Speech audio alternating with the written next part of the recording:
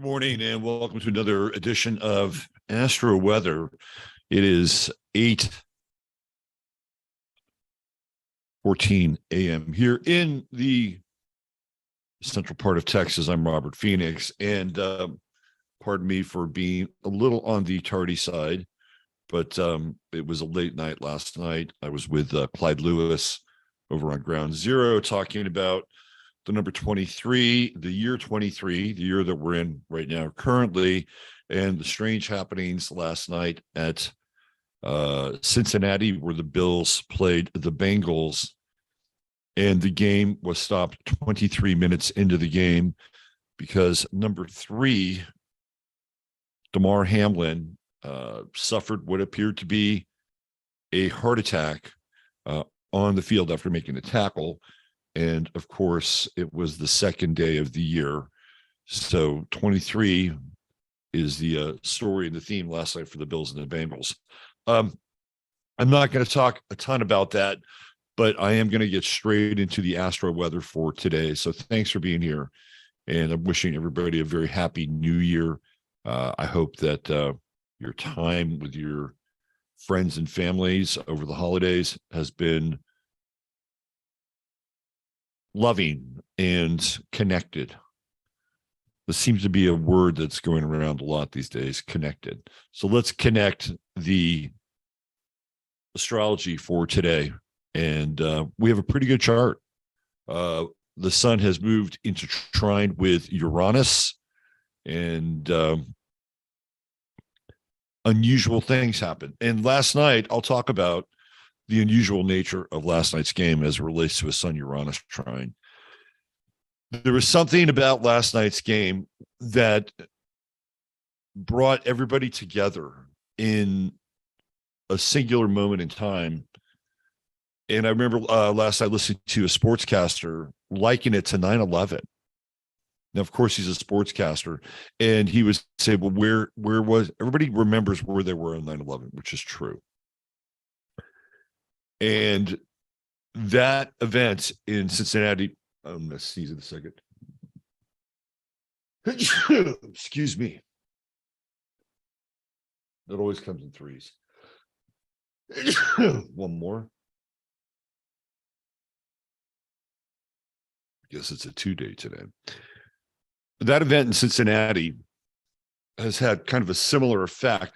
And what was interesting about what was happening last night is that the NFL and the networks for a long time have chosen not to focus on players after the game. And there's been a very long tradition in the NFL where players would kneel and gather together in prayer after each game because they were giving thanks for whatever happened during the game, victory, losses, camaraderie, staying healthy, whatever they wanted to make a point of being grateful and thankful for.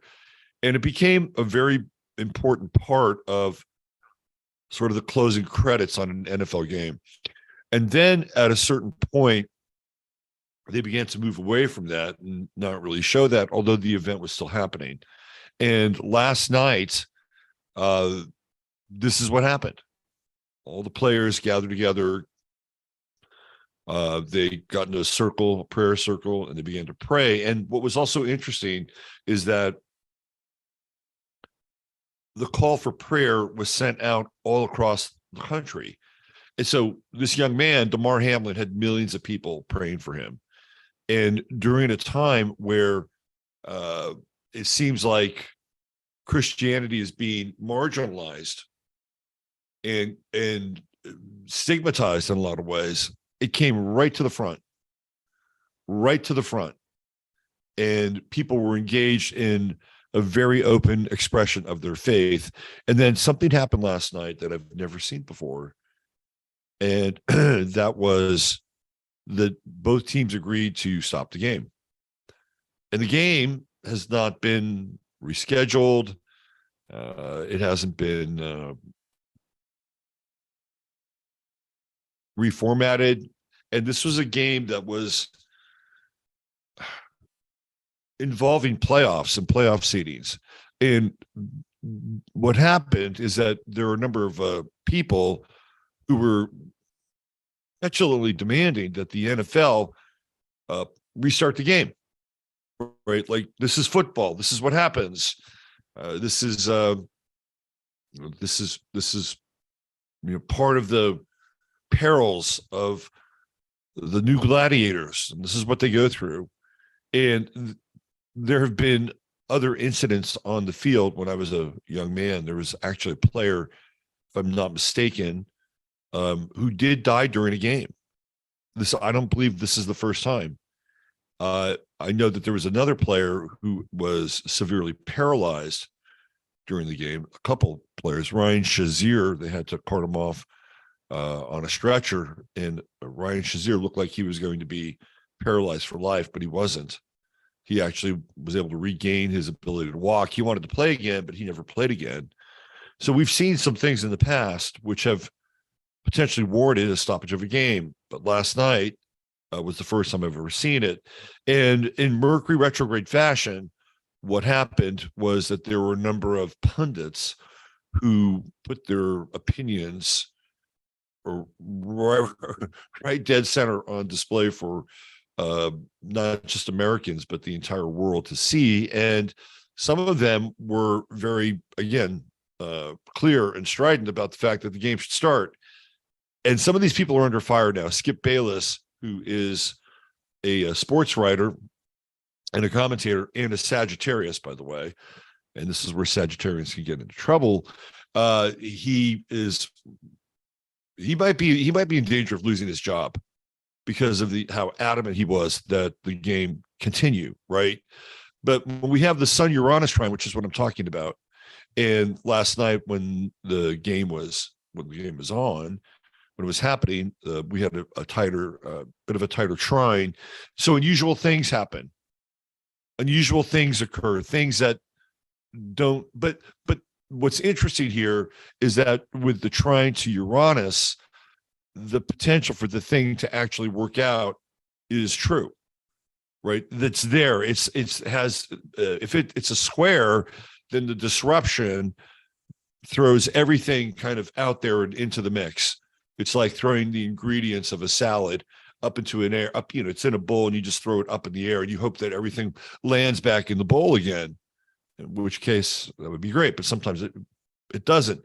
But here there's kind of an interesting energy that brings a new element into the discussion, a new element into one's life, right? And so it looks like Damar Hamlin is actually going to be okay.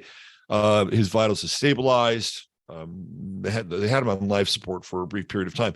Now, there's kind of this growing debate that there's another reason why he actually collapsed versus the hit that took place on the field. And I've seen a lot of football. It didn't appear to me that was a brutal hit. Some people are making a case that T. Higgins' helmet hit him right in the solar plexus area and near the heart and sent the heart into a state of shock. Now, of course, I'm not a medical doctor, and that could be the case. There could also be a case where something else was happening. And I'm not going to get into it right now because somebody's obviously not doing well or doing better than they were.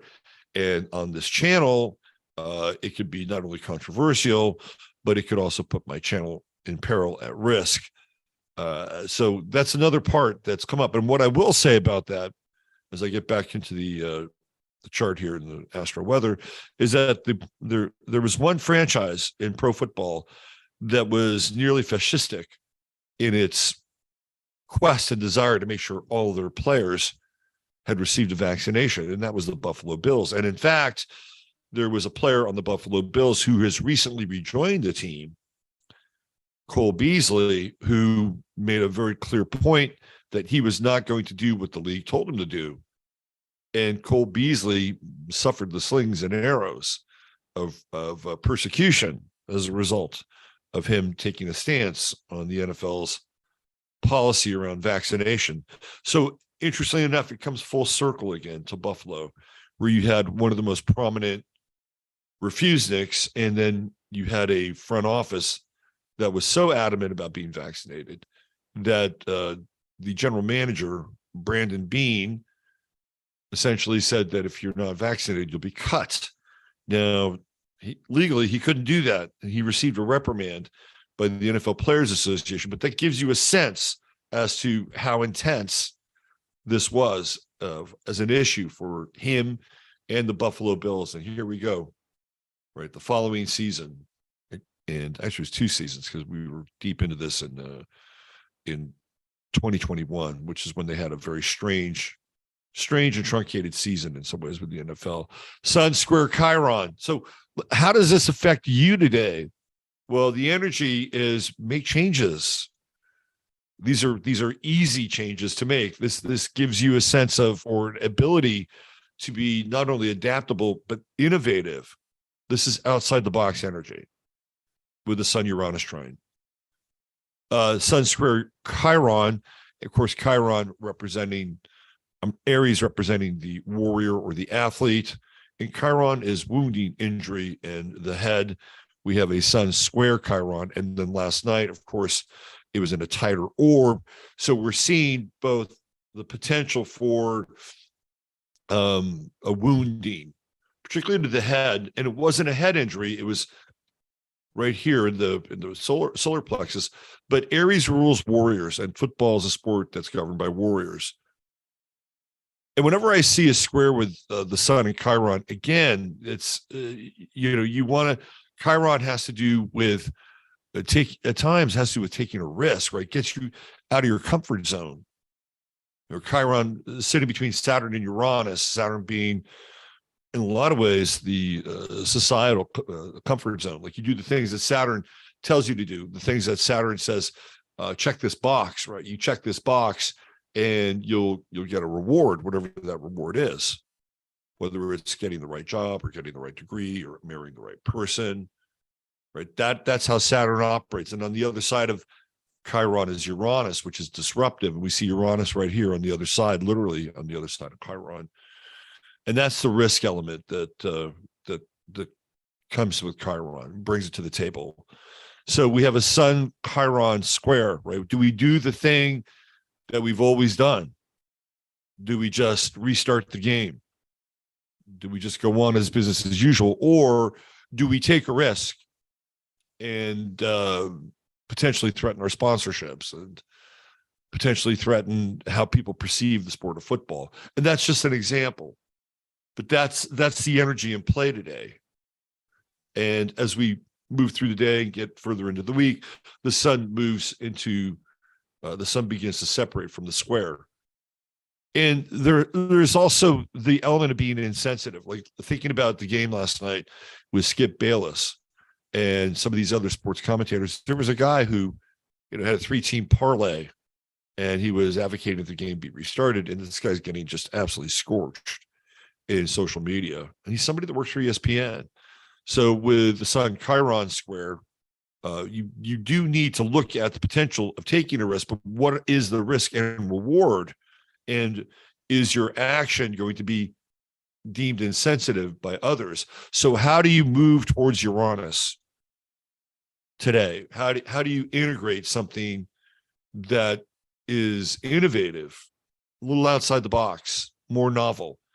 And can you do it without somehow, breaking eggs and getting a bunch of shells in your omelet, right? Everything else today looks pretty solid. We've got Venus at 21 and the moon at 24. Last night, again, just going back in time last night, Mercury retrograde, going back in time last night, that Venus moon conjunction, and we're obviously on a new moon here, but the Venus moon conjunction was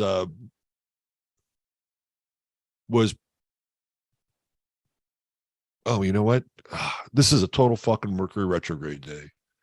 There's always one fucking day, pardon my language, when you don't put 2023 on your check And today was the day. The sun Chiron square is still going to be in effect.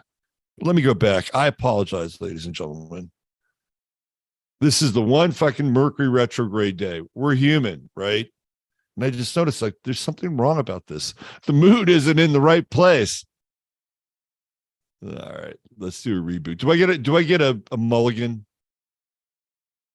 Do I get a mulligan? I hope so. I hope so. So today's gonna be a little bit longer. Sometimes we have to laugh at ourselves.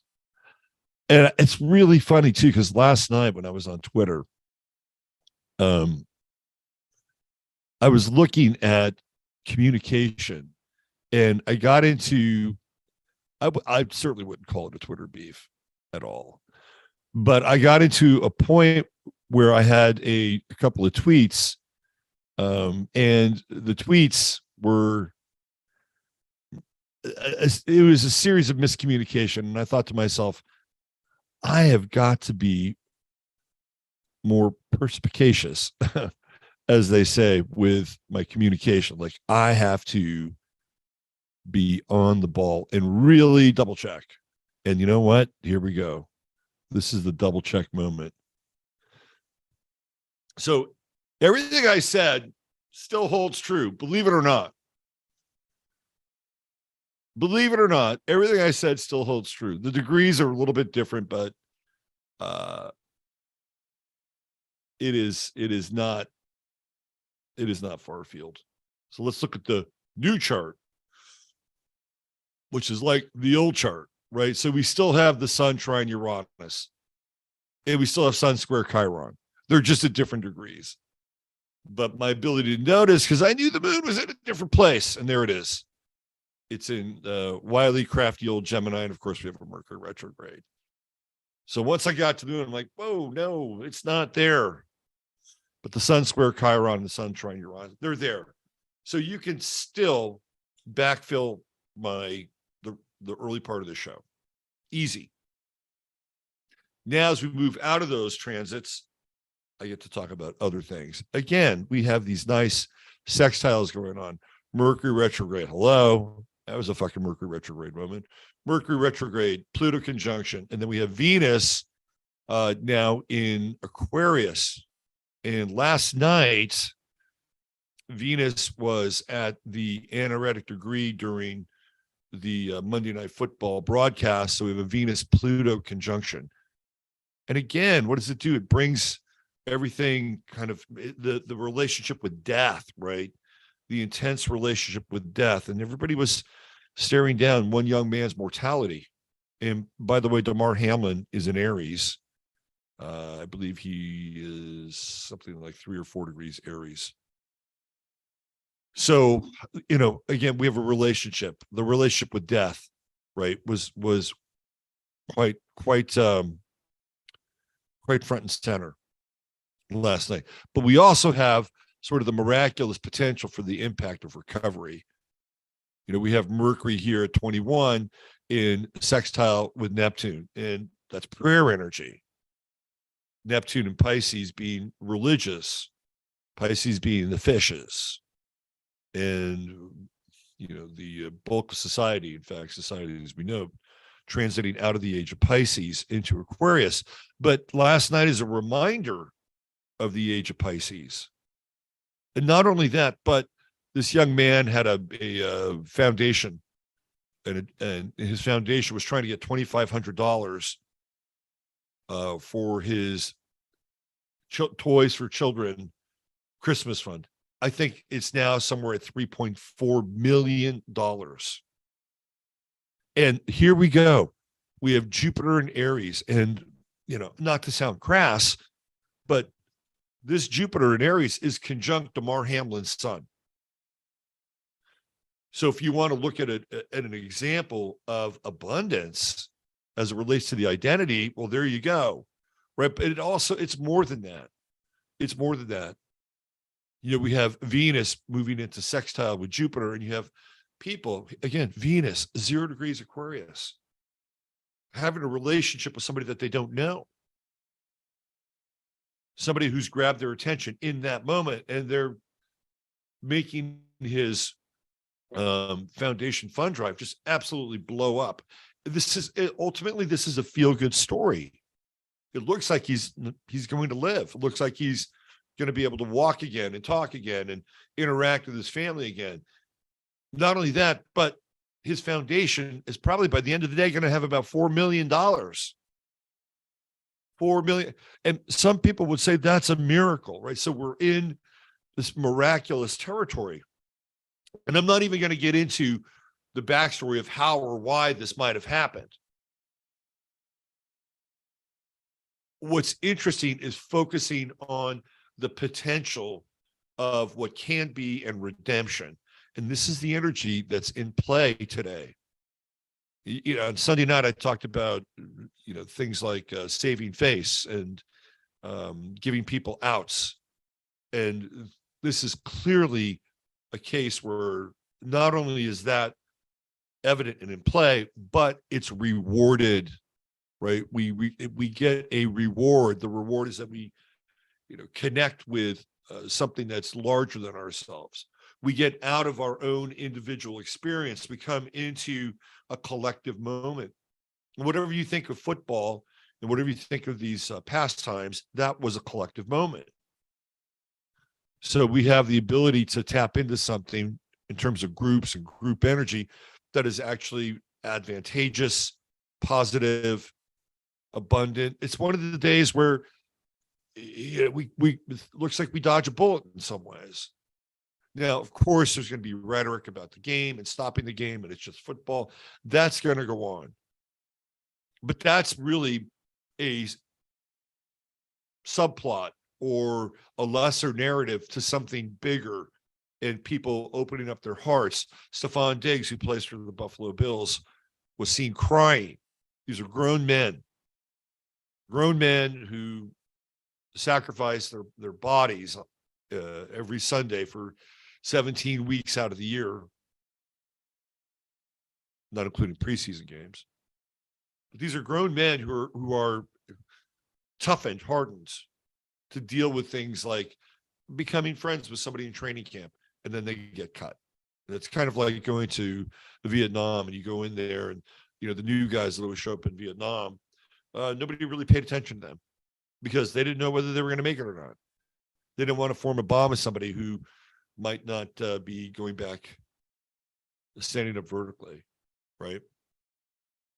So this is all good. These sextiles are really redemptive. We started the sextile phase last week.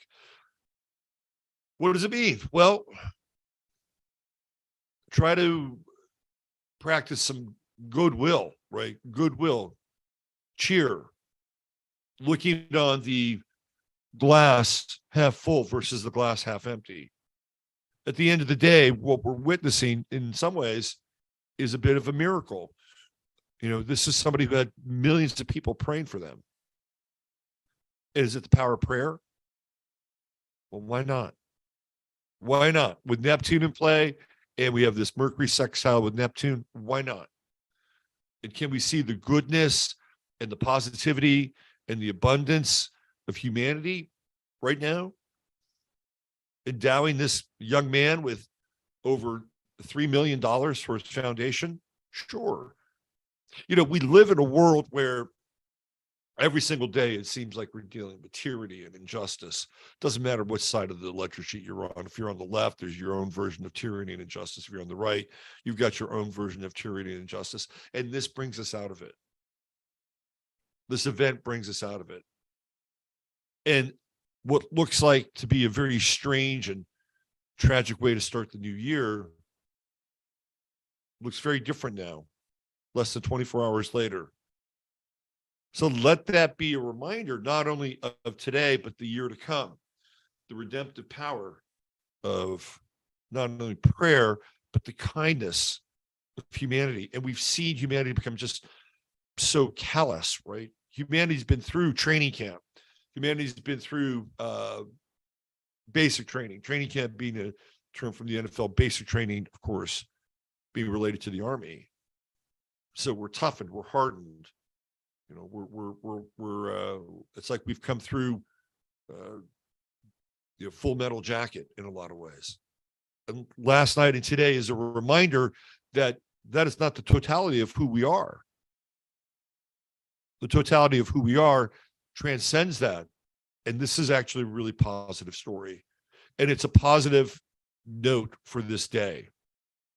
So if you're listening at the beginning of this day, if you're listening somewhere in another part of the world, you can connect with this energy. This is good energy. This is positive energy. Give thanks that people were able to rally to this man, this young man. And in a lot of ways, it's all perfect, right? This is part of a very unusual plan. This is the Aquarian energy that we're staring right into the pipeline with. The thing that looks like it's going to be just an absolute shit show, an absolute, flaming wreck on the side of the road, turns out to be something quite different. And that's really a pattern, not just for this year, but for the next 17 years. Next 17 years. And people have a discussion. Well, how does astrology work? How is this more than just a mental construct? How is it not just a distillation of an abstraction that becomes kind of a rational justification for where things are and how things are or where they aren't? Well, this is one of those days where you can look at astrology and it could be the equivalent of getting the type of booster that is actually really good for you versus one that's not. So I hope I'm sending you into this day with more of a sense of faith and hope and promise, in understanding that there still is a seed of goodness in humanity. There still is the power of redemption, and that theoretically God works in mysterious ways. Yep, we got a square going on with Mercury and Chiron. And it's going to get tighter and tighter with that Mercury Chiron square. Again, watch your words. Be more, judicious with your language. And clearly I had a few lessons last night on Twitter, which were like, and even today at the start of the show, and I apologize again for being late, but at the start of the show, I got a little bit of a reprieve, didn't I? The sun was trining Uranus and the sun was squaring Chiron. And so I was able to kind of course correct, but that's part of it, right? And making sure you're double checking and triple checking. And who hasn't written something on your check, right? Maybe it takes you a couple of checks to go, oh yeah, I'm in a different year now. Let's talk a little bit about Moon Mars conjunction. As the day moves on, the moon is going to be closer into conjunction with Mars. Then boy, our emotions really palatable and potentially volatile. And we're going to have a lot of debate today, a lot of debate about what happened last night. Was it the right thing to do, the wrong thing to do? Who's going to be getting skewered? And Gemini, of course, ruling journalism. Look at where journalists are going to be, under the heat lamp over the course of the next couple of days here with this Moon Mars conjunction. A lot of pivot energy, a lot of mutable energy here with Mars leading the pack, at least in this chart. All right, so that's your Astro Weather report. We do have the star of the day because that we do that. And today's star of the day is actually two stars of the day. And the two stars are two people that you are well aware of. And they've impacted us already culturally in a really big way. And I just need to find my star of the day graphic so I can punch it up. And there it is. There it is. So the star of the day today, I should have star of the day music and cue that up. Maybe I'll work on that. Today's star of the day is two stars of the day, and Greta and Kyle. Greta Thunberg and Kyle Rittenhouse. They're actually born on the same day. And when I found this out a couple of years ago, this is one of those cosmic chuckles. You just have to sit back and laugh a little bit. It's like, you've got to be kidding. You have to be kidding. Kyle Rittenhouse and Greta Thunberg born on the same day. Well, they are. And Sun conjunct Chiron in their chart. So I had a person last night on Twitter ask me, well, that's unusual. Can you tell me more about that? Well, the Sun conjunct Chiron makes both of them a sacrificial entity of sorts, but also a healing entity of sorts. Kyle Rittenhouse was a pincushion for the left, and Greta Thunberg a pincushion for the right. Kyle Rittenhouse during the summer of Floyd becomes a healing force for the so-called right. You have all these incidents where look who's here, where there's chaos and calamity throughout the cities of America, the burning of the cities, the tumbling of the statues, and nobody doing anything. Nobody doing anything except for Kyle Rittenhouse. And in that moment, Kyle Rittenhouse became a heroic and healing symbol for the so-called right. Meanwhile, he's demonized by the left. Greta, of course, being the healing symbol of the left for her connection with the environment and making sure that we're carbon net zero. Greta, the green warrior. And they share both of those traits and qualities with the Sun Chiron conjunction. But what always interested me about this chart is the Venus-Mars conjunction in Scorpio. And when you look at Kyle Rittenhouse and you look at Greta Thunberg, and you can actually see this kind of inter-unisexual application of Venus and Mars. Kyle Rittenhouse looking quite feminine. Some people might say he's more than just quite feminine. And then you have Greta Thunberg looking quite masculine. I mean, look at that square jaw. And some people might say, well, she's more than just quite masculine.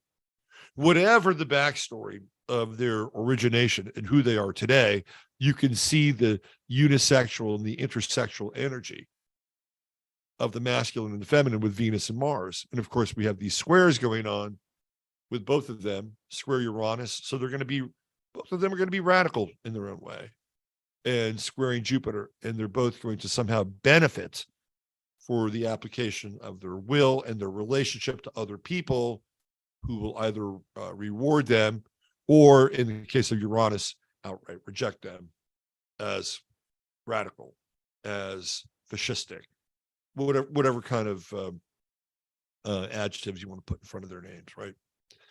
And they're both born on a new moon, in a moon conjunct Mercury, and they're going to evoke emotional responses in people. That's the nature of who they are. I just thought it was very interesting a long time ago when I discovered this, that these two Gen Zers are both born on the same day. All right, that's it. I'm going to get out of here. Thanks for being here. Thanks for putting up with me. Thanks for giving me some space to course correct with the chart, and it worked out okay. All right. Use your head in order to so much further your heart simple as possible. Come on over to 15 Minutes of Flame. That's where I'm going to be at 9/11, and we're going to get into the and that's OV Flame. Shout out to JC Johnny Cruz, who always reminds me to tell people it's OV and not OF. There's the graphic right there. It gives you the visual. 9:11 a.m. to 10:41 a.m. Central Standard Time. 15 Minutes of Flame. That's where I'm going to be in a little less than a little less than a half an hour. I got to go get ready for that. Thank you for being here. Thank you for putting up with me. And I'll be back tomorrow on time. Hard, fast, 20 minutes. Astro Weather. Take good care. Have a great day. God bless, and we'll see you tomorrow.